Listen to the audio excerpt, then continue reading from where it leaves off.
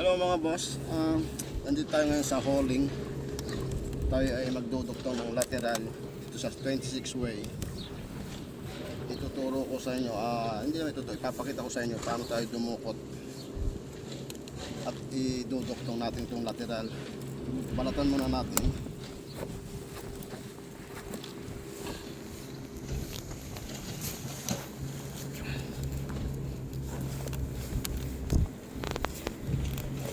Yan, tapos tsaka mo hilahin.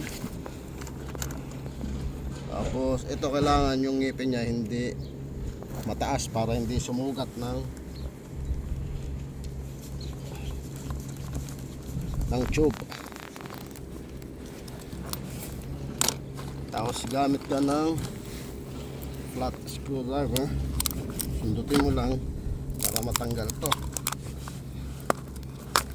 Ayan lang guys. So ito yung laman ng 26 way. Tapos malalaman natin yan kung anong kulay. Ito ay number 28, house number 28. So ito, Kahoy Street number 28, tube 8. Tube 8. So ibig sabihin,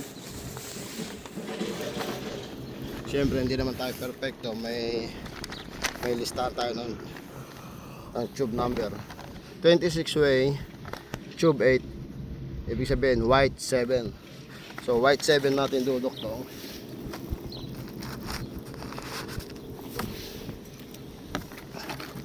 So hanapin natin dito yung white 7. Ayan guys, makikita nyo may number yan, white 5. So pataas white 6. Ito yung white 7. So ang cabinet ay papunta doon, kaya pag ganun ang tusok natin, tuloy natin to, double check. Ayan guys, white 7.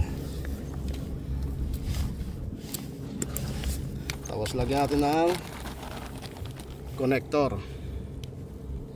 Ayan na guys, connector. Tapos itong pinagputulan niya, lagyan natin ng end cap. Tapos ito, sukatin na natin.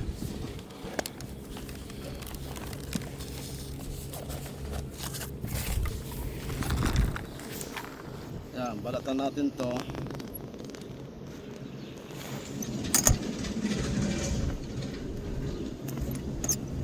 Yan. Kailangan ito flat na flat para hindi may stuck yung fiber pag nag-blowing ako. Ayan na guys. So naiduktong na natin sa white 7 sa assign nya. Tapos sasarado na natin. Lagyan natin ng tape.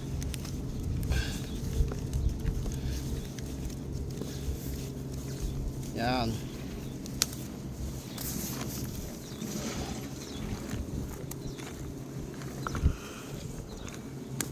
Ganyan guys ang pagdukot ng tubing ng lateral na assign dito sa house number 28. Papunta doon yung cabinet, white 7.